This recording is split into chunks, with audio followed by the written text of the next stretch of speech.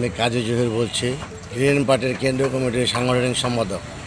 আমি আগেও বলেছি, এখনও একটি কথা বলতে চাই।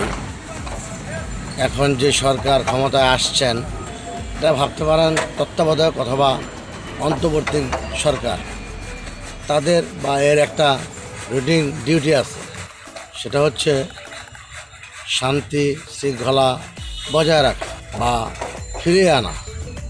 আপনারা দেখছেন বা দেখতে পাচ্ছেন এই মুহূর্তে পুলিশ প্রশাসন অ্যাক্টিভ হচ্ছে না, সঠিক সময় কাজে আসছেন না। আমি এই সরকারকে বলবো, দেখুন, জরুরি মুহূর্তে কমপক্ষে 1 লক্ষ পুলিশ নিয়োগ দিন।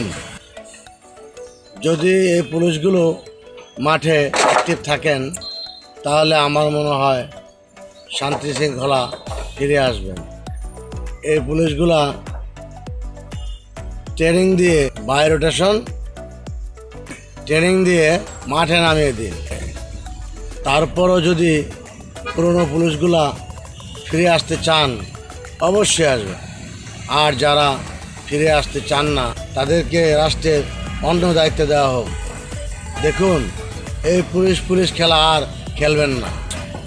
কালকে দেখেছি ডোবার মধ্যে একটি লাশ, কে বা কারা গুলি করেছেন। মাঠ পর্যায়ে পুলিশ অ্যাক্টিভ না থাকায় শান্তি শৃঙ্খলা হুমকির মুখে পড়েছেন। বর্তমান সরকারকে বোঝা উচিত, এটা নিশ্চয়ই একটা সমাধান করতে হবে। আরও একটি বিষয় আমি বলতে চাই, একজন উপদেষ্টা একাধিক মন্ত্রণালয় দায়িত্ব নিয়ে হিমশিম খাচ্ছেন। তারা কি দরকার বলুন? একাধিক উপদেষ্টা নিয়োগ দিন। এদেশে অনেক যোগ্য লোক আছে, অতএব এই মন্ত্রণালয়গুলো ভাগ করুন এবং একটি উন্মুক্ত রাস্তা তৈরি করুন, যে রাস্তা দিয়ে নির্বাচনী রোডম্যাপ চলে যাবে। আমি আর বেশি কিছু বলতে চাই না। যারাই সরকারে আসেন, আমরা চাচ্ছি একটি দুর্নীতিমুক্ত বাংলাদেশ। আমরা আপনাদের এই অভাব সে অভাব শুনতে চাচ্ছি না। একজন অ্যাডভাইজার যদি অনেক মন্ত্রণালয় দায়িত্ব দিতে না পারে, অ্যাডভাইজারের সংখ্যা বাড়ান। আমরা এই সমস্ত অজুহাত শুনতে চাচ্ছি না। আমাদের চেয়ারম্যান রাজু আহমেদ খান বলেছেন, দেশটিকে সঠিক পথে ফিরে আনার জন্য আমাদের সবাইকে কাজ করতে হবে। আল্লাহ হাফেজ। সবাই ভালো থাকবে, সুস্থ থাকবে।